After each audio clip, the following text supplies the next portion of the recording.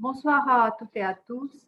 Je vous retrouve pour la deuxième fois aujourd'hui autour de cet atelier dédié à la Roumanie. Activez votre potentiel de croissance en Roumanie, secteur porteur, opportunités et bonnes pratiques. Donc, une heure pour détailler un petit peu quelle est la présence française, quels sont les principaux secteurs de développement et également pour recueillir des témoignages et des interventions de la part de nos experts qui sont à côté de nous, à savoir Maître Dana Gruia-Dufaux, avocate à Bucarest et à Paris, qui nous parlera largement qui nous présentera le pays et nous témoignera également de son expérience. J'ai également à côté de moi la société EasyTech. Maximilien fera également un témoignage de son parcours en Roumanie et ses projets. Bien sûr, ma collègue Christine qui vous détaillera les services et l'accompagnement dont vous pouvez bénéficier pour aboutir votre projet. Mais avant de donner la parole à nos invités, j'aimerais vous dire quelques mots sur la présence française en Roumanie. Juste un chiffre à retenir, 3600 entreprises à capitaux français sont installées aujourd'hui en Roumanie. Et ce chiffre témoigne de la relation historique entre la Roumanie et la France. Pour les entreprises françaises, la Roumanie représentant un relais de croissance parce que c'est un marché, le deuxième marché de la région, un marché avec un pouvoir d'achat en augmentation. Et c'est également un relais de compétitivité parce que à travers les compétences, à travers la technologie, les ressources de la Roumanie, les entreprises trouvent sur place des niches de compétitivité qui les rend plus efficaces au niveau global. Donc, les secteurs les plus représentés des implantations françaises en Roumanie, l'industrie, bien sûr, avec l'industrie automobile, aéronautique, le retail, avec les plus grandes marques françaises, Carrefour, Auchan qui sont présentes, et dans des proportions plus petites, mais en forte augmentation, services, agriculture, IT, et ainsi de suite. La dynamique des relations entre la France et la Roumanie est également témoignée par l'évolution du commerce bilatéral. La France est aujourd'hui le quatrième partenaire commercial de la Roumanie, avec environ 10% de part de marché. Ceci étant dit, je vais sans tarder laisser la parole à Dana Gruia-Dufaux, avocat fondateur du cabinet du même nom, et avocate, comme je vous disais, à Paris et à Bucarest. Dana, tu as la parole. Merci Adriana, bonjour. Donc, si je peux avoir le slide suivant. Avant de partager donc avec vous mon expérience sur la Roumanie et l'environnement des affaires, permettez-moi tout d'abord de me présenter. Je suis l'un des administrateurs de la Chambre de commerce et d'industrie française en Roumanie, mais également avocat au barreau de Paris et de Bucarest. Et depuis 1991, le cabinet que j'ai fondé a assisté à un bon nombre d'entreprises françaises qui sont venues s'installer en Roumanie,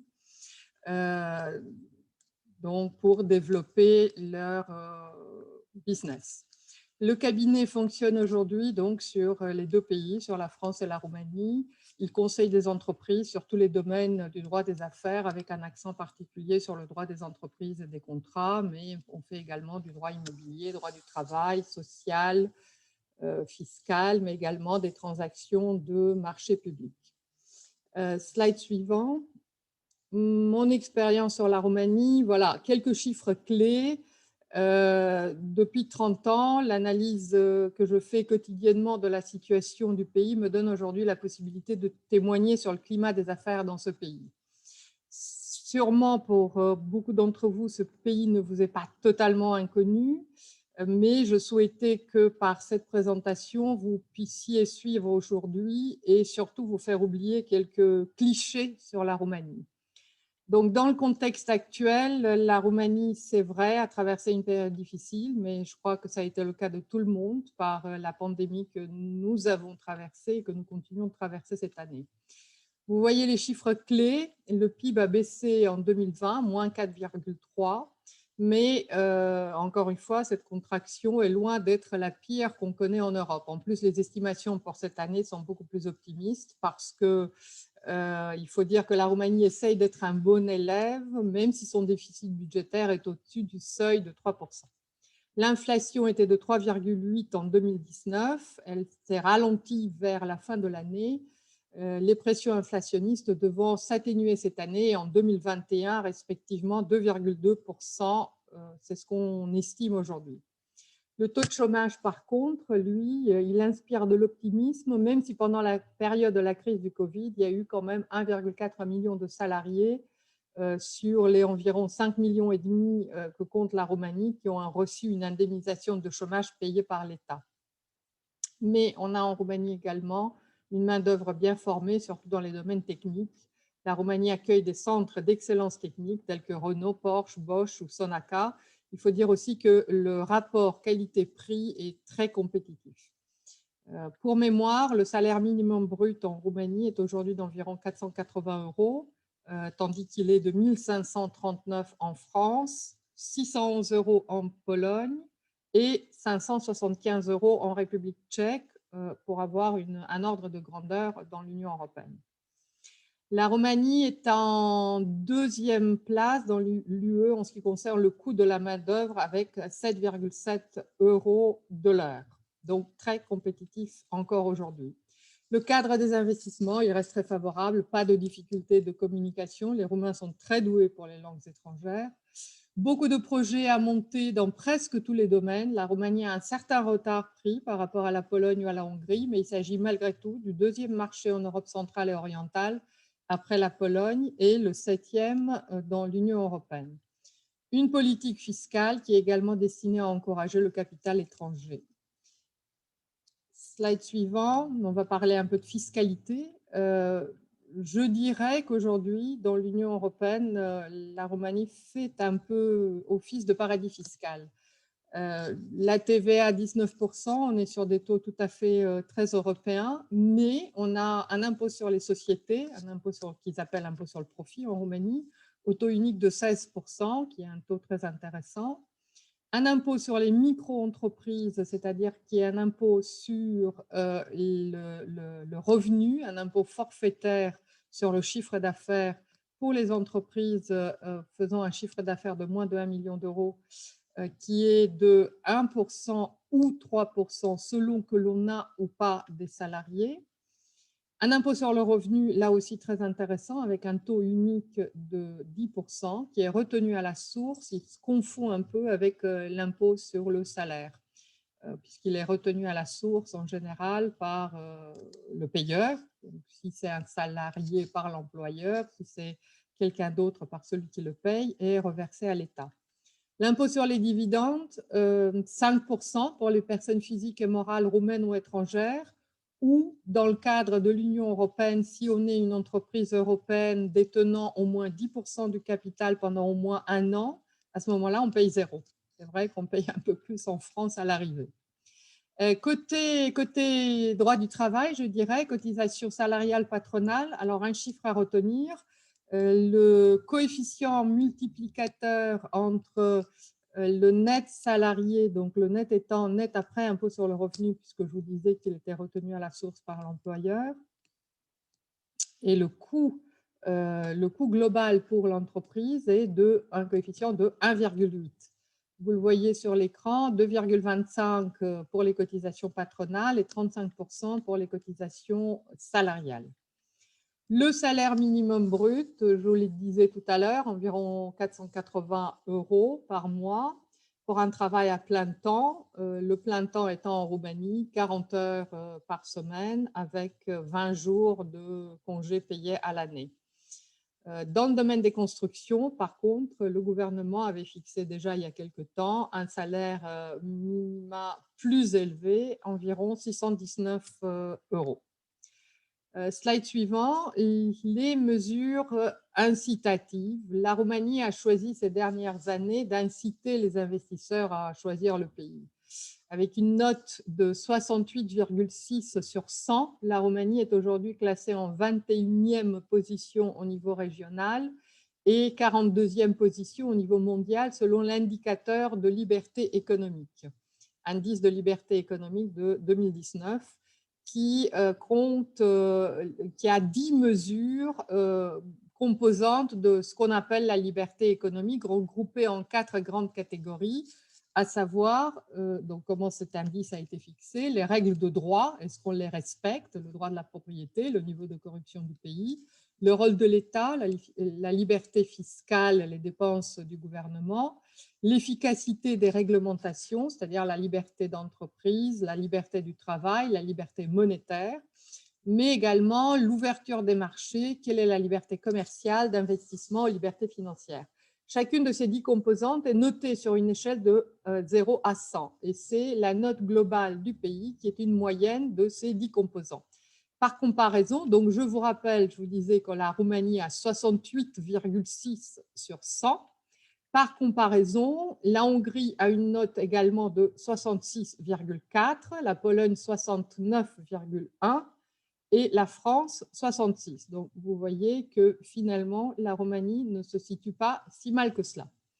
Donc, parmi les mesures fiscales en faveur des investissements, on a une exonération du paiement de l'impôt sur le profit réinvesti, des facilités fiscales lorsqu'on s'installe dans des parcs industriels, tels que par exemple l'exonération d'impôt sur les sociétés, une consolidation fiscale, une mesure qui a été adoptée cette année, qui était très demandée et attendue par le milieu des affaires. Les effets ne seront visibles qu'en 2022, mais ça y est, donc on peut faire de la consolidation fiscale en Roumanie, mais également des exemptions d'impôts dans le domaine de la recherche et du développement, mais également des technologies de l'information et de la communication. Il y a un certain nombre de grands projets qui ont été annoncés, des marchés publics à suivre, surtout si on prend en considération que la Roumanie dispose pour les 7 ans à venir de presque 80 milliards d'euros de fonds européens à utiliser dans les infrastructures, dont elle manque malheureusement encore aujourd'hui cruellement. En même temps, cela fait de l'opportunité de développement et d'emploi. Donc, on parle d'infrastructures de transport, tout type de transport, donc que ce soit aérien, routier, maritime, route, autoroute, infrastructures médicales, donc on a besoin d'investissements dans les hôpitaux, infrastructures énergétiques.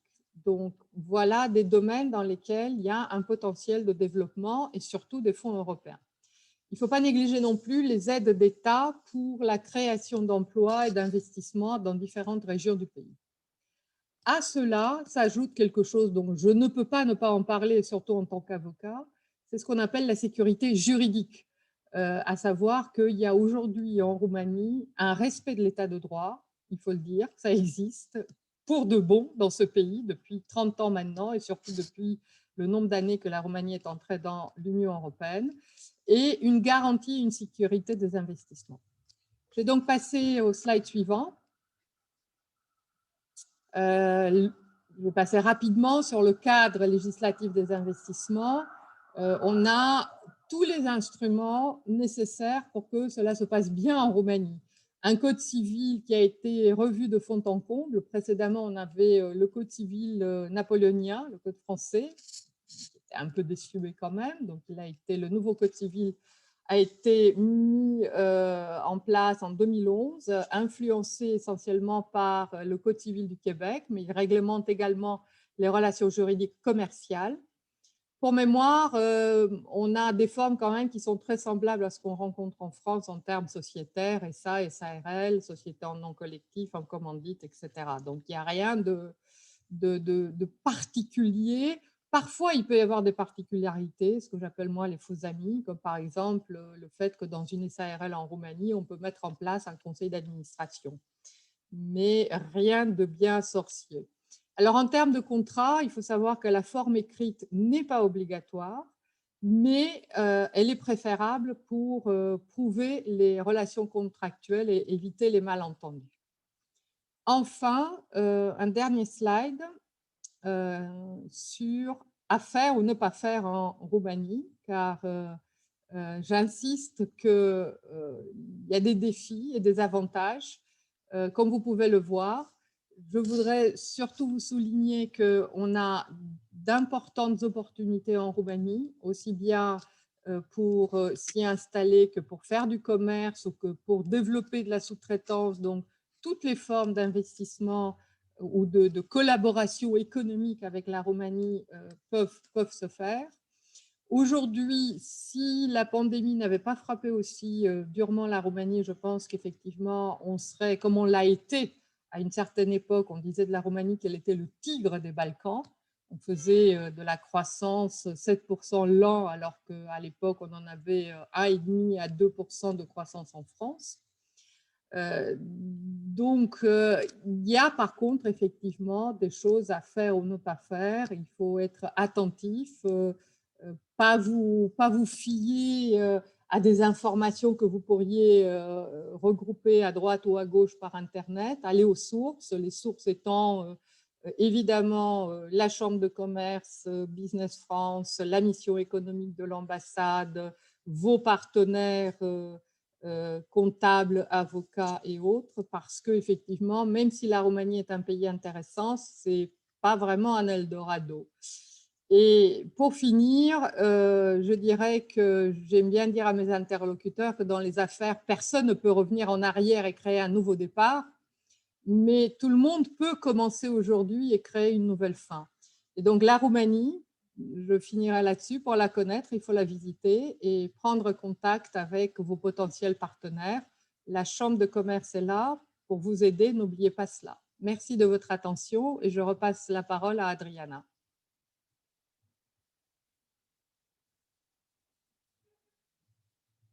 Adriana?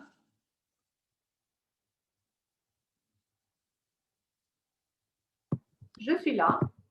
Elle est là. Je suis là. Alors, merci Dana de ce tour d'horizon sur le cadre général de la Roumanie et les bonnes pratiques. Quelques mots sur les opportunités sur le secteur porteur. Si on peut passer à la slide d'après. Voilà, nous en avons choisi 4 axes. Ce que je voudrais dire en ouverture, c'est que sur tous ces secteurs, la présence française, elle est remarquable, mais les Français ne sont pas ni les premiers ni les seuls à être présents.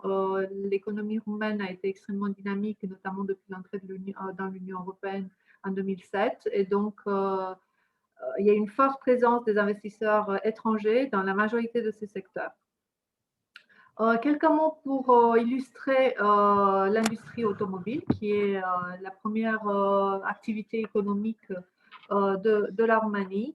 Le pays est le deuxième producteur en Europe en termes occupe la 10e place en Europe pour la production de voitures, notamment grâce à 2 producteurs internationaux, Renault et Ford, et donc contribue avec 14% au PIB en 2019.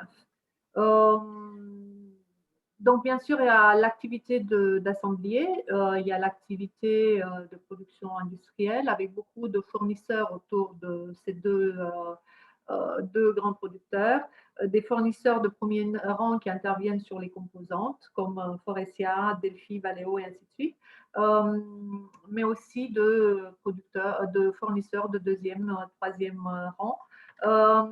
Et donc, les 30 employeurs de l'industrie automobile aujourd'hui comptent pour plus de 130 000 emplois en Roumanie. L'activité de production n'est pas la seule. Il y a aussi des compétences en ingénierie, en recherche et développement, ce qui fait également pour beaucoup de ces entreprises des centres d'excellence qui les aident en fait ou qui complètent leur activité en France ou ailleurs. La Roumanie est également attractive, pas uniquement sur la partie production ou recherche, mais également sur la partie marché, parce qu'en 2019, par exemple, plus d'1 million de voitures ont été vendues en Roumanie. Un autre secteur dans la partie industrielle, le secteur automobile, le secteur aéronautique, avec une vingtaine de sociétés actives, notamment autour de Airbus, avec deux activités. Airbus qui a deux activités principales en Roumanie. D'un côté, la maintenance en fait, des hélicoptères, une activité historique dans le cadre d'un partenariat avec une entreprise roumaine. Et récemment, un investissement de plusieurs millions d'euros pour la production d'hélicoptères H215. Et autour de cette activité, bien sûr, il y a des investissements, par exemple Sonaca Torda, Universal Alloy Corporation à Baia Mare et ainsi de suite. Un autre secteur dont je voulais vous parler, c'est les nouvelles technologies. Les nouvelles technologies sont bien développées en Roumanie avec un potentiel de croissance encore important et notamment structurées autour des spécialistes, autour des compétences qu'on peut trouver sur place. La Roumanie est le 6e pays dans le monde pour le nombre de spécialistes certifiés en IT, avec plus de 100 000 diplômés par an. Et donc, la plupart de ces spécialistes, à part les compétences informatiques très développées, sont également, pour la plupart du temps, 90% anglophones, 25% francophones, et ainsi de suite. Il y a des centres de production IT à Bucarest, mais pas uniquement. Le régional, les régions occupent une place importante et ça permet aux entreprises qui souhaitent développer des centres de production informatique en Roumanie d'avoir le choix entre plusieurs centres universitaires qui peuvent assurer les compétences dont elles ont besoin. Étroitement lié aux nouvelles technologies, l'outsourcing. La Roumanie est sur la 2e position en Europe et la 9e au monde en termes de destination pour l'externalisation des services, que ce soit des call centers, que ce soit des helpdesk, que ce soit des centres informatiques ou administratifs. Et ceci grâce à 11 langues étrangères parlées couramment dans ces centres de services. Donc aujourd'hui, presque 300 entreprises sont actives dans ce secteur, cumulant plus de 130 000 emplois. Avec des compétences qui sont bien sûr techniques au niveau des soft skills, communication, langues étrangères, flexibilité, mais également des compétences techniques comme on a pu le voir pour le secteur IT. Et enfin, le dernier secteur qui mérite l'attention, c'est l'agriculture. La Roumanie est un grand pays agricole historiquement. En Roumanie, vous trouverez un tiers des exploitations agricoles de l'Union européenne, avec une surface qui est supérieure à 200 000 hectares, avec un très bon taux d'absorption des financements européens pour tout ce qui concerne l'investissement dans la modernisation des infrastructures agricoles, l'amélioration de la rentabilité. Il y a également des défis par rapport au développement dans l'agriculture. La plupart des exploitations sont assez petites en fait. Elles sont des exploitations, ce qu'on appelle des exploitations de subsistance, avec des difficultés de regroupement. Mais n'empêche que c'est une tendance de plus en plus affirmée de consolidation des propriétés ou des surfaces foncières, et que les grandes exploitations qui aujourd'hui représentent uniquement 5% du total des exploitations produisent 50% exploitent 50% de la surface agricole. Donc, des opportunités, bien sûr, dans le secteur agricole, notamment dans tout ce qui est amélioration de la rentabilité pour des grandes cultures, mais également pour des légumes, des fruits et légumes. L'agriculture de précision, les développements technologiques sont d'actualité pour ce secteur. Voici en 360 des principaux secteurs. Et maintenant, j'aimerais passer la parole à Christine qui pourra nous présenter quelques idées par rapport à l'accompagnement dont une entreprise peut bénéficier pour approcher le marché roumain.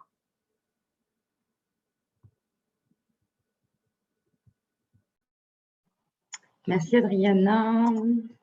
J'espère que vous m'entendez bien. Donc, vous avez pu avoir précédemment un aperçu de la Roumanie, de son positionnement et de ses caractéristiques. Maintenant, comment concrètement envisager votre développement en Roumanie? Évidemment, chaque projet de développement est propre à chaque société. Il dépendra de votre contexte, de vos besoins et des enjeux pour répondre à votre propre stratégie. Néanmoins, on peut identifier des phases clés dans ce parcours d'internationalisation que l'on a essayé de vous présenter ici. Alors, je ne sais pas si on les voit. Oui, on les voit. Avec les principales questions à vous poser. Donc, la première étape clé est de s'informer. Évidemment, les informations générales, comme vous avez pu les avoir ici, sont essentielles pour appréhender le cadre général. Mais ce qui va vous permettre réellement d'aller plus loin, c'est l'information ciblée pour étudier l'opportunité de votre projet, le préparer et prendre vos décisions stratégiques. Donc, les questions que vous pouvez vous poser sont: quels sont les acteurs principaux sur ce marché? Quelles sont les tendances de marché, ses perspectives d'évolution? Quelle est la nature de cette concurrence? Quels sont les prix pratiqués, les canaux de distribution? Quelles sont les contraintes réglementaires propres à votre projet? Cette première étape, elle vous permettra en fait de disposer de toutes les informations nécessaires pour établir votre stratégie d'approche. Une fois votre opportunité commerciale validée, vous pourrez envisager de prospecter en local. C'est la deuxième phase du schéma présenté ici. Pour rechercher soit des partenaires, des clients, des distributeurs, des fournisseurs ou des sous-traitants. Et à ce moment-là, vous vous poserez la question de savoir quels sont vos critères de prospection, quel est le profil des prospects que vous ciblez, comment vous allez les sélectionner, vos partenaires, comment rechercher et obtenir les différents contacts, quels sont les usages commerciaux pour aborder vos prospects et comment vous assurer de la fiabilité de vos partenaires. Une fois que vous aurez réussi à établir ces relations commerciales, vous souhaiterez probablement accélérer votre développement et vous rapprocher de vos partenaires et vos clients. Et ça pourra passer par une décision d'implantation en local, donc troisième phase présentée ici. Mais qu'est-ce qu'on entend exactement par implantation? Quelles sont les différentes formes d'implantation existantes? Quelles sont les démarches réglementaires et légales et puis les coûts associés? Comment recruter si vous souhaitez employer du personnel roumain? Quelles sont vos options si vous ne souhaitez pas investir de suite dans des locaux et les lourdeurs administratives associées? Enfin, dans le cadre de votre développement commercial, si vous ne souhaitez pas passer par la case d'implantation pour avoir des moyens allégés et limiter vos contraintes administratives, vous pourrez opter aussi pour un commercial basé en local pour accélérer votre croissance. Vous vous poserez alors la question de savoir quelle est la nature des activités que vous allez y confier, le périmètre des activités à couvrir. Est-ce que c'est un appui stratégique? Est-ce que c'est pour faire de la prospection, de la négociation, de la promotion? Et quels objectifs vous fixez? Si on passe à la slide suivante, sur chacune de ces étapes, notre chambre peut vous accompagner à travers différents types de services qui vous donneront les moyens de répondre aux questions abordées précédemment. Si sur la phase amont d'information, nous sommes en mesure de consolider les informations qui vous permettront donc de disposer des informations clés de compréhension du marché, de valider votre opportunité commerciale, d'adapter votre positionnement et de définir votre stratégie. Ici, notre valeur ajoutée, elle réside dans le fait que nous disposons d'informations issues du terrain par le biais de la consultation de nos membres et de nos partenaires en local. Sur la partie prospection, nous vous accompagnons en fait sur toutes les étapes. Premièrement, pour co-construire votre cahier des charges, identifier vos critères de ciblage permettant d'établir un profil. Quelles sont les tailles de structure que vous ciblez, les chiffres d'affaires des sociétés, le nombre de salariés, la localisation, les savoir-faire. Nous vous accompagnons également pour sourcer ces différents contacts, cibler les profils des sociétés correspondant à votre besoin, en s'appuyant évidemment sur notre réseau et nos sources de données. Nous réalisons également une approche directe de vos prospects pour donc établir le contact, présenter votre offre, vos services, votre projet, collecter les informations qui vous intéressent. Et enfin, analyser et qualifier ces différents prospects pour vous aider à les sélectionner et organiser les rencontres. Encore une fois, ici, notre avantage, c'est d'avoir accès à un réseau d'affaires et de partenaires locaux et de vous permettre aussi d'optimiser votre temps sur le sourcing. Sur la partie implantation, nous pouvons également vous accompagner à plusieurs titres. Premièrement, pour vous donner en fait les clés pour arbitrer sur les meilleurs scénarios d'implantation en fonction de votre contexte. La création d'une structure n'est pas l'unique option qui s'offre à vous. Est-ce que potentiellement le portage salarial, parce que vous ne souhaitez pas de suite rentrer dans un processus lourd de création, est opportun? Est-ce que ça passe par le recrutement d'un VIE pour bénéficier de structures de financement? Est-ce que c'est une croissance externe qui passe par un rachat partiel ou total? Nous pouvons également vous mettre en relation avec nos experts, donc des experts locaux, qui vous feront bénéficier en fait, de conseils et vous permettront de valider les hypothèses de votre business plan. Ils seront à même de vous donner un panorama des différentes options qui s'offrent à vous en termes de formes juridiques, Dan en a parlé, les formalités administratives, les organisations à des marchés, les coûts associés, les contraintes réglementaires, les délais pour réaliser ces différentes démarches. Nous avons également la possibilité de vous accompagner en fait, dans votre recrutement de ressources si vous souhaitez recruter en Roumanie, depuis la diffusion de l'annonce jusqu'à la sélection de candidats. Et enfin, un point important, nous sommes à même de vous mettre à disposition une structure d'accueil clé en main. Nous avons un business center ici à Bucarest, sous la marque du Booster, qui propose un service de domiciliation de siège social et d'hébergement de collaborateurs, avec des systèmes de hot desk et des formules assez flexibles. Et tous ces éléments-là vous permettent de simplifier votre processus d'implantation, la charge administrative associée, mais également, et c'est un point important aussi, d'intégrer vos collaborateurs dans un environnement et de le faire bénéficier de notre réseau d'affaires, tout simplement. Enfin, sur la partie développement commercial, nous pouvons vous mettre à disposition donc, ce que nous appelons un commercial à temps partagé, qui est une ressource de notre chambre qui est dédiée sur une partie de son temps pour votre développement commercial et vous permet en fait d'avoir cette représentation en local et de limiter vos contraintes administratives et de faire un suivi et d'instaurer une relation durable avec vos futurs clients pour les fidéliser. Si on passe à la slide suivante, quelques mots sur notre chambre pour que vous puissiez avoir un ordre d'idée de qui on est, quelles sont nos ressources. Nous faisons partie d'un réseau international composé de 126 chambres françaises présentes dans 96 pays dans le monde. Nous animons donc aussi en local un club d'affaires composé de plus de 550 entreprises et qui sont représentatives du tissu économique local. Nous pilotons également des comités composés d'experts à plusieurs titres, des experts sectoriels, que ce soit dans l'agriculture, la santé, les nouvelles technologies, les différents secteurs porteurs dont a parlé Adriana tout à l'heure, des experts métiers sur le domaine des ressources humaines, de la finance des achats, de la transformation, dont l'objectif est en fait de soutenir la compétitivité des entreprises et ça nous permet aussi, nous, d'avoir une vision up-to-date des enjeux business locaux.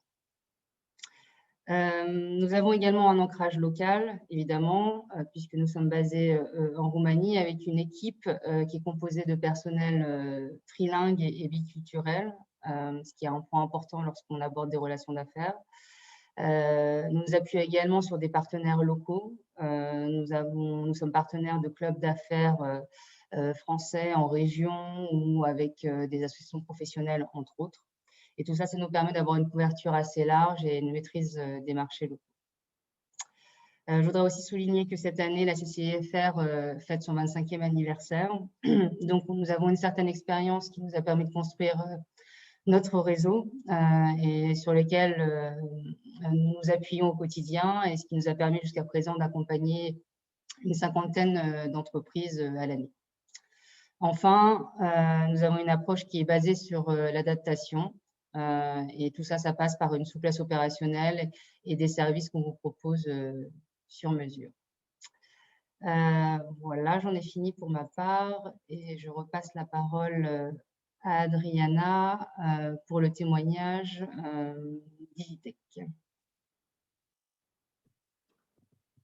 Ma parole elle va être très, très rapide parce qu'on va enchaîner tout de suite avec cet exemple de développement en Roumanie qui a démarré par un VIE et il y a quelques temps dans une formule très légère et très flexible et qui aujourd'hui est sur le point de prendre son envol en fait et de créer une vraie filiale. Donc, de notre point de vue, un succès pour l'entreprise française, un succès pour notre capacité de développement. Mais sans trop tarder, je vais laisser la parole à l'entreprise. Donc, Maximilien, tu as la parole. Merci. Merci Adriana, merci pour l'invitation.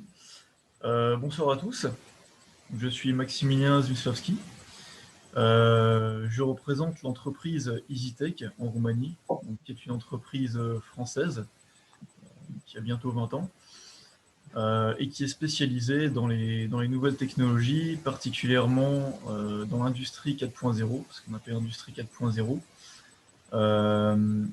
Je vais préciser un petit peu. Donc, nous fabriquons des équipements pour les grands groupes industriels, principalement l'industrie automobile. Donc, nous travaillons avec des groupes comme Renault, en Roumanie, Dacia évidemment, Ford, et également de nombreux fournisseurs. Alors moi, je suis arrivé en Roumanie effectivement en VIE en début 2019. Donc en tant que VIE, j'étais implanté dans la chambre de commerce directement, ce qui a permis réellement de s'installer et d'acquérir toute la connaissance du marché nécessaire pour permettre à l'entreprise de se développer. Donc la première année, effectivement, c'était vraiment une année d'installation pour EasyTech. La deuxième année, on a commencé à avoir quelques projets. Et comme disait Adriana, cette année 2021, pour nous, c'est vraiment l'envol, dans le sens où on commence à se développer, on commence à travailler sur des très gros projets et très certainement bientôt embaucher des personnes en Roumanie.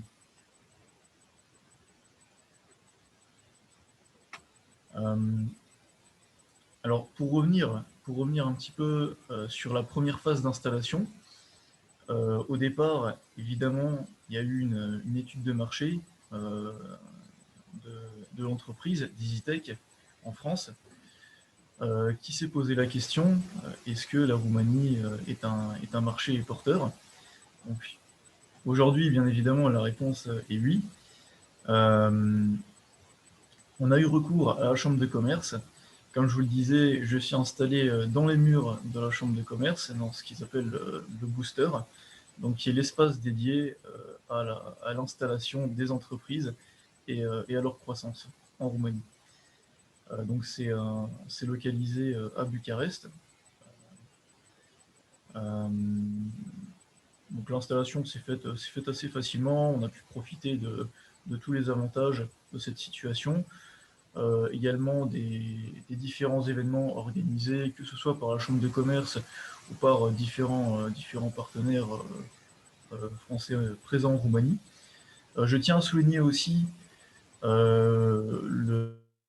la force de la communauté française à Bucarest et plus généralement de la communauté française en Roumanie, très soudée avec de nombreux événements, ce qui fait que l'intégration s'est faite, je dirais, rapidement et de manière assez naturelle.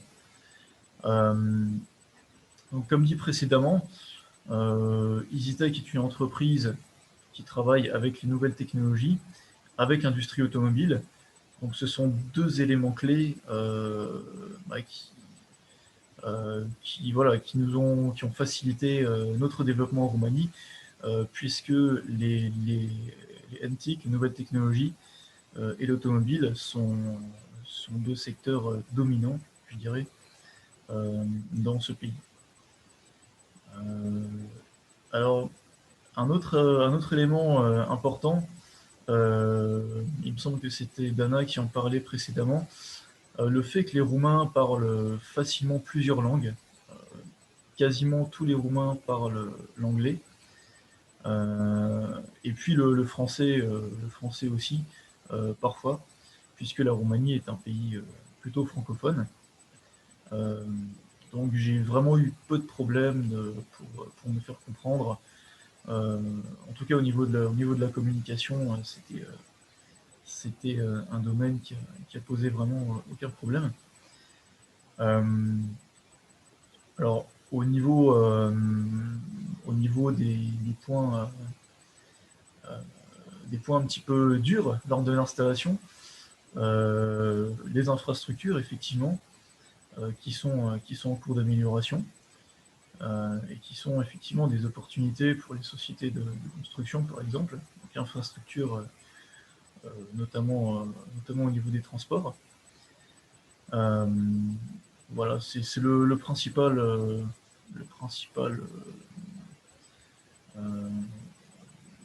inconvénient, si on peut dire, que j'ai trouvé à mon arrivée. Sinon, le développement de la société Digitech s'est fait de manière, je dis, en deux temps. Après l'installation, on a commencé effectivement à travailler avec les entreprises implantées, notamment à collaborer beaucoup avec Dacia. La particularité dans des entreprises comme Dacia, c'est, je dirais, l'ouverture par rapport aux nouvelles entreprises. Donc c'est assez intéressant pour des entreprises comme EasyTech, comme des nouvelles entreprises, notamment françaises, qui voudraient se lancer en Roumanie. Voilà, on peut rencontrer, c'est tout à fait possible, de rencontrer des responsables de Dacia, de différentes entreprises, qui sont assez ouverts aux nouvelles opportunités pour travailler ensemble. Merci Maximilien. Je voudrais juste rebondir sur ce que tu disais par rapport à vos premières années lorsque vous êtes implanté en Roumanie. Quels ont été en fait les moyens qui vous ont été mis à disposition? Enfin, sur quoi est-ce que tu t'es basé pour développer en fait tes contacts, pour prospecter auprès de tes clients? Enfin, voilà, sur quoi est-ce que tu as pu t'appuyer sur cette partie-là? Alors, à mon arrivée, clairement, ce qui était déterminant, c'était l'implantation au sein de la Chambre de commerce, puisque les relations sont vraiment facilitées, notamment grâce au nombre important de membres que compte cette communauté. Également, donc, les événements, que ce soit organisés par la Chambre de commerce, que ce soit organisés par Business France, également par les différentes associations qui peuvent exister en Roumanie et qui sont particulièrement dynamiques. Je pense par exemple à la CAROM, qui est l'association des constructeurs et fournisseurs automobiles. Donc j'ai été rapidement mis en contact avec eux. Et puis par le biais justement de ces événements, de ces rencontres, j'ai rapidement pu constituer un réseau qui m'a aidé à rencontrer les bonnes personnes et ensuite à concrétiser cette première étape je dirais en transformant l'essai et en développant vraiment des projets concrets avec les différentes entreprises. Merci. Et je me posais la question sur les différentes étapes, puisque aujourd'hui, donc ça fait un peu plus de 2 ans que EasyTech est en Roumanie. Vous êtes passé par différents choix, en fait, lorsque vous avez décidé de vous implanter en Roumanie. La domiciliation de siège social, dans un premier temps, que vous avez pu faire chez nous. Vous êtes passé par le VIE pour ensuite transformer le statut en contrat local. Est-ce que tu peux nous en dire un peu plus sur ces différentes étapes? Bien sûr, donc comme tu l'as dit, je suis arrivé en tant que VIE, donc volontaire international à l'étranger, qui a un statut un petit peu particulier et qui permet à l'entreprise d'avoir une certaine flexibilité. C'est, je dirais, le contrat parfait pour l'entreprise qui souhaite s'implanter à l'international et qui souhaite s'implanter par étapes. Voilà, donc moi j'étais en VIE pendant une durée de 2 ans, ce qui est le maximum pour un VIE. Et pendant ces 2 ans, l'entreprise a pu constater, premièrement, qu'il y avait effectivement un marché en Roumanie, qu'on pouvait nous se développer, qu'on avait des opportunités effectivement dans ce pays. Et ensuite, j'ai servi vraiment de relais à l'entreprise française, de relais à Bucarest. J'étais vraiment l'interface entre l'entreprise française et les entreprises roumaines dans le pays. Et je dois dire que c'était un élément qui était déterminant, qui a beaucoup facilité cette implantation, puisque auparavant, on avait essayé de développer l'entreprise sans forcément s'implanter. Malheureusement, voilà, on a eu quelques échecs. L'entreprise a constaté que c'était nécessaire d'avoir quelqu'un sur place. Donc la première étape, logiquement, c'était d'avoir un VIE ici à Bucarest. Voilà, et maintenant, donc, les 2 ans se sont écoulés. Donc je suis maintenant directeur de la filiale roumaine. Et puis, je voudrais ajouter également que l'année précédente, avec le coronavirus, pour nous, cette année n'a pas été un frein à notre développement, bien au contraire. On a pu continuer à se développer. Évidemment, il a fallu s'adapter. Mais non, je pense que si on répond réellement à un des nombreux besoins des entreprises du pays, si on saisit l'opportunité, voilà, le coronavirus n'a pas arrêté ce développement. Oui, effectivement, je sais que vous avez pas mal d'opportunités, de nouveaux projets à venir. Du coup, quelles sont vos prochaines étapes en termes de développement avec la création effective de la structure et le statut actuel? Oui. Les prochaines étapes, c'est très simple. On est en train de fortifier, je dirais, notre réseau de partenaires locaux. Pour nous, c'est très important maintenant de développer un réseau de partenaires locaux avec des gens en qui on puisse avoir confiance. Également, on va aussi avoir nos locaux propres avec un espace atelier, un espace showroom, démonstration. Donc ce sont les prochaines étapes immédiates. Et ensuite, on est en train de discuter de possibilités de collaboration avec des grandes entreprises, pas seulement pour des projets d'installation d'équipement, mais aussi pour des collaborations réelles, notamment de formation, d'aide à la formation, d'aide à l'amélioration des process, donc des activités voilà, où on peut apporter notre expérience, notre savoir-faire de bientôt 20 ans ici en Roumanie. Ok.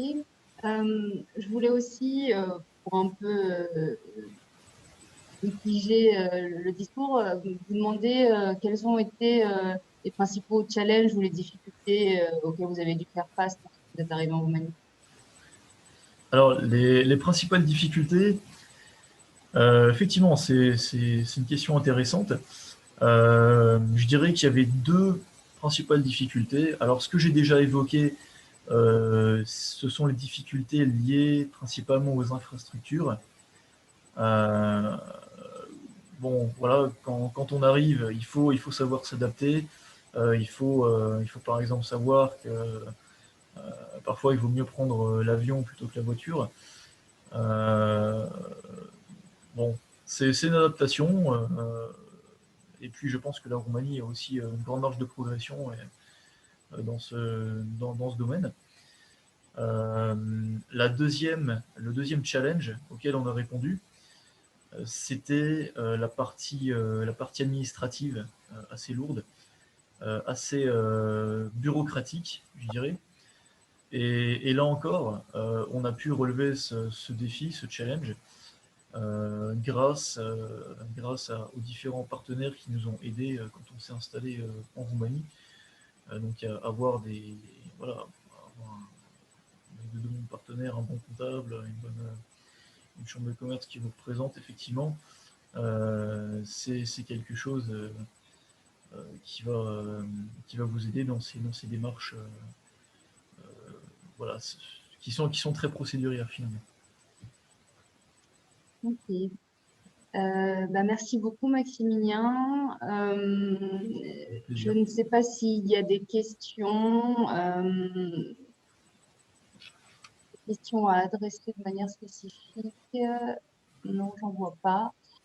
Je ne sais pas si Adriana, Dana, vous vouliez ajouter quelque chose pour conclure. Du coup, on n'a pas de questions.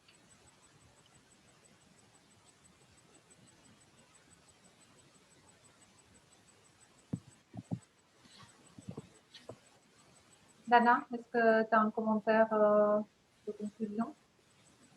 Non, il me semble qu'on a fait le tour du ou des sujets, aussi bien d'un point de vue législatif,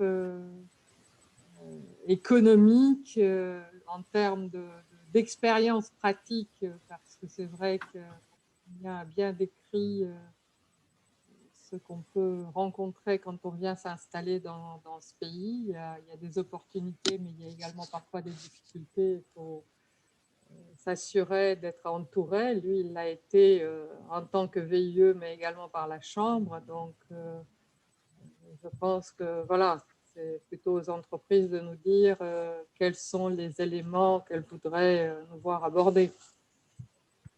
Mais... Très bien. S'il n'y a pas d'autres questions, alors moi je remercie Dana, je remercie Maximilien, je vous remercie à vous en tant que participants. Je vois une question. Quel est l'état du secteur automobile en Roumanie? Est-ce que la crise a impacté les opportunités d'affaires? Sans avoir la prétention d'y répondre de façon très exhaustive, oui, bien sûr, la crise a affecté tous les secteurs et toute l'Europe. Il n'y a pas d'exception sur la Roumanie, notamment parce que pendant le lockdown, les entreprises ont eu des difficultés logistiques et d'accès dans les factures. Néanmoins, l'automobile s'est rapidement réorganisée. L'État a mis en place de production pour permettre aux ouvriers de retourner au travail.